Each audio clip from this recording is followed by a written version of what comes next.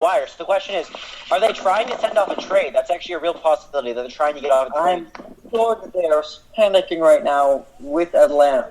20 seconds remaining. Oh, I am... You know that?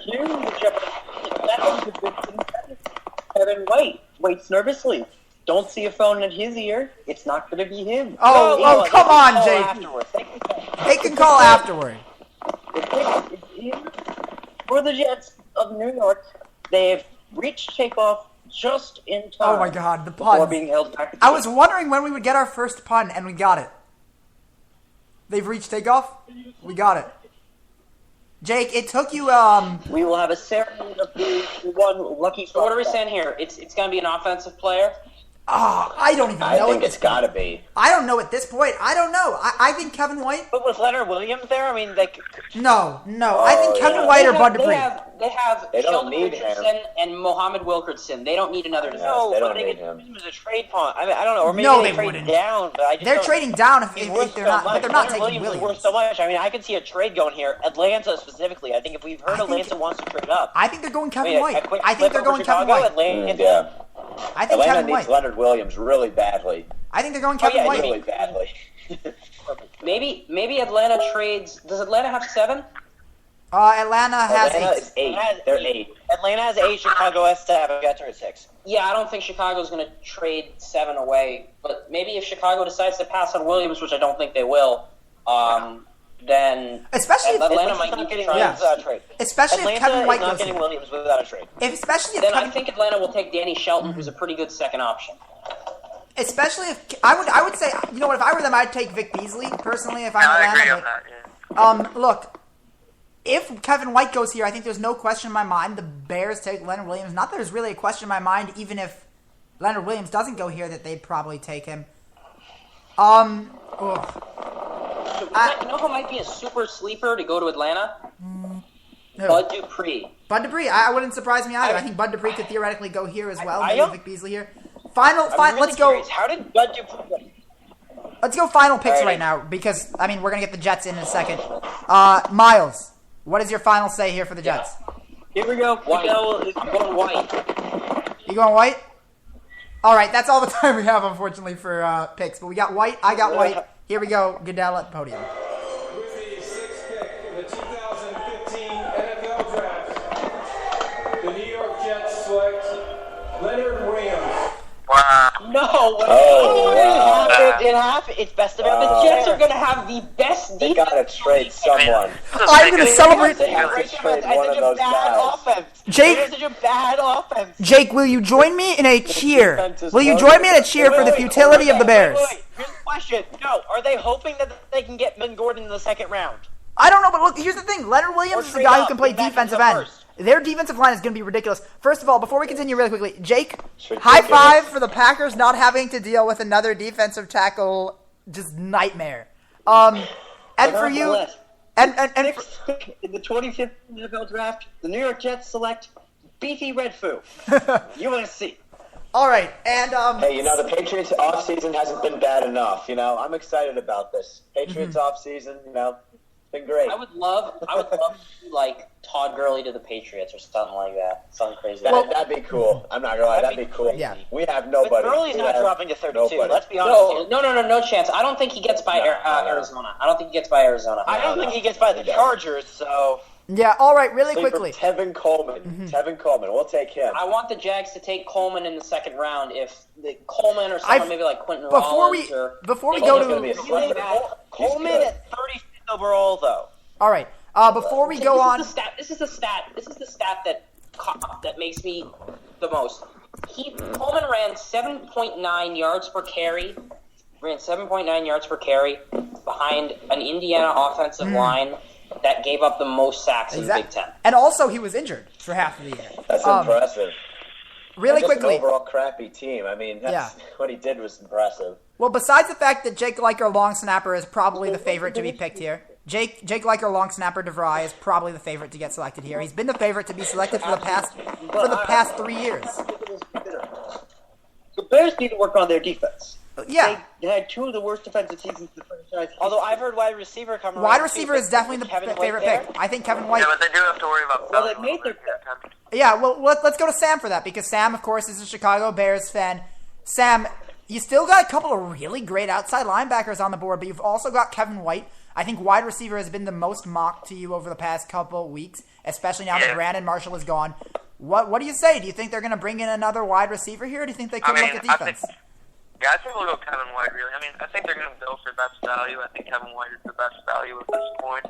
You know, I don't mind Dupree. I think he's good. Same with Beasley, but both of them have a little bit of a bust value, and I don't think I really see that with White. White, you know what you're going to get. He just seems like a huge stud. So, yeah, I would expect White to be the pick, really. But all right. Well, the pick is in, of course. Jake, we of course have seen Chicago play against the Packers a bunch of times. Like you said, defense is a big issue. And then again, against the Packers, offense has been an issue as well. I mean, they got completely blown out in Lambeau. You know, at this point, I'm gonna say Kevin White as well. I think that's probably the pick that has made the most sense to me this whole time. Though Danny Shelton could be a possibility as well. Carl, what do you think? 50 years ago in the draft, with the 3rd overall pick, the Bears selected Dick Butkus. And now, 50 years later, we are in Chicago, and they're going to pick somebody else. Remember, they took Yale Sayers when he was well, look, it's inside linebacker. If they're going with Dick Butkus. By the way, if they're going Dick Butkus type player, they got to go Eric Kendricks. About their defensive pick. What's interesting that is, it looks like Adam Schefter might have just reported that Muhammad Wilkerson. So here's something interesting. The Jaguars beat writer for the Florida Times-Union says that Jaguars GM finalized that they were taking Fowler on Friday night. Wow. Last week. A week ago. Wow. I mean, that makes sense. That makes sense. They knew the first 2 picks. I mean, they've been on the clock basically as long as all the other ones have been. That is true. This is speaking of defense. You know, if the Bears do go defense, I think it's intriguing to say what they would do here. I mean, Trey Waynes is not outside of the realm of possibility. Go with him and Kyle Fuller, both on the sides, but I would say that they're going to go defense. I think it would make a lot of sense to go with Vic Beasley, a guy who would be a terrific pass rusher. And when you, like we said, it's good to have cornerbacks, especially against Rodgers, but it's also good to have a guy who can get after the quarterback and a guy who can put him on his back, a guy who's going to put pressure on him. But we'll see who they go with. Of course, let's just go back to the Jets. I think Danny Shelton. You think Danny Shelton? My pick. I wouldn't agree at all. My pick is I wouldn't agree at all. My pick is Danny Shelton. I just think Shelton has no upside. My pick is Danny Shelton. I think the Bears should take Kevin White. I would be ecstatic if they picked Danny Shelton, because personally, I think the biggest issue is that they can't get after Rodgers, and I don't think Danny Shelton can stop that. Danny Shelton's going to be a run stopper. He's going to be able to stop Lacey. Chris, Kevin White would be a good pick. You do know the Bears play other teams. You know that the Bears play other teams than the Packers, right, Noah? I'm just asking. The team's a little bit shaky. Yep, Chris was right. There you go. Kevin White. I said that too. That's a great pick. I think that's the right pick. Marshall. They have to. I think that's the right pick. Kevin White is so good. Now they just need someone to throw the ball. Everybody shush, because we have to get the reaction of a Bears fan. We have to get the reaction of the Bears fan. Sam, Kevin White is now a member of the Chicago Bears. He'll be lining up alongside Alshon Jeffrey. Unfortunately, he'll have Jay Cutler throwing him the ball, which probably means his career is doomed. Sam, thoughts? Yeah, I mean, it's really a great pick. I mean, I think it's a safe pick also. You know Kevin White, he's going to be really good. I mean, his catching ability is unbelievable. You know, reminds me a little bit of Alshon Jeffrey with his catching ability, but a lot faster. And I think it'll just be great for Jay Cutler. And Jeffrey and White is a great wide receiver duo. And, you know, last year, Bears were lacking that deep threat. They really were. That was a missing part of their offense. And now this year they have that deep threat with Kevin White. And they can throw a bunch of bombs in him, and he's a great player. So I'm happy to get him.